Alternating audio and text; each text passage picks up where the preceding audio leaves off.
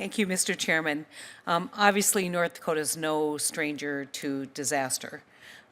We've had two major floods, both affecting the Mandan, Hidatsa, and Arikara Nation, Standing Rock Sioux Nation, and the continuing slow drip of a rising lake in Devil's Lake, which is affecting Spirit Lake.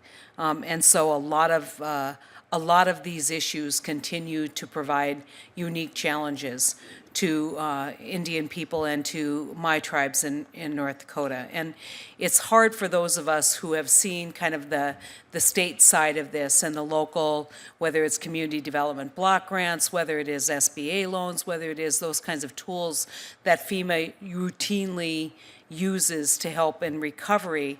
It's heartbreaking to see those same tools not being particularly effective in Indian country. And so where we talk about having, the declaration done in a respectful government-to-government relationship, making sure that the FEMA workers who are on the ground to do the evaluation have cultural sensitivity as well as a familiarity with the workers. I want to examine just for a minute the kinds of typical things that FEMA does in response, let's say, to a flood, and whether in your experience you have seen that those tools are not particularly adaptive or capable of being adapted to Indian country. So I believe the tools and the way we respond can be very adaptive. Because we go in, as you know, when disaster happens, it's at the most local level on that tribal government's community.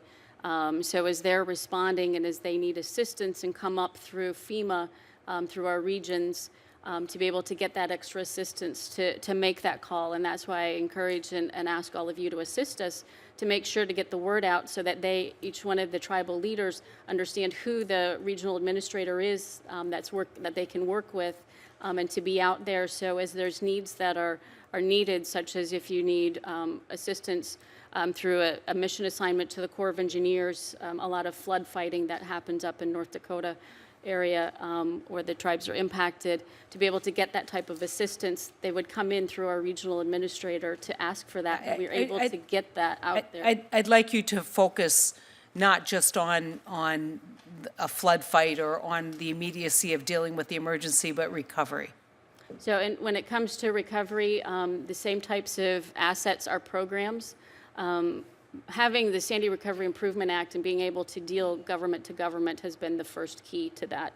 But then to take a look at our programs and how we administer, whether it's public assistance for the infrastructure rebuilding or our individual assistance program for those individuals impacted by the disaster, and how we can now take and learn from our consultation process how the impacts of our programs are and how we can work better with the tribal nations. I think that's key, and that's something that we're learning and getting comments through the declarations. Yeah, and just to maybe prove my point, how many SBA loans do you think have been done on Indian country in response to a declaration or a disaster relief? I have no idea. Yeah, you wouldn't. How many, what's the total dollar amount that's been allocated back to individual families who have suffered damages either in the basement and may not have, flood insurance? Yeah, I mean, right now, you see my point, I think. You see my point, which is that a lot of what is mitigation for families, and I'm not talking about government to government relief, but I'm talking about the kinds of tools that come to help families and help homeowners recover. They are not tools that are particularly, I don't think, effective in Indian country. And I think it's important to understand those barriers, whether they're home ownership or whether they're, whatever it is that creates a unique situation in terms of dealing individually with Indian people in recovery. Because just as an example, since I've been there, Turtle Mountain lost a roof on a school as a result of a high wind. Wasn't enough money. They turned to the state. State wasn't particularly responsive.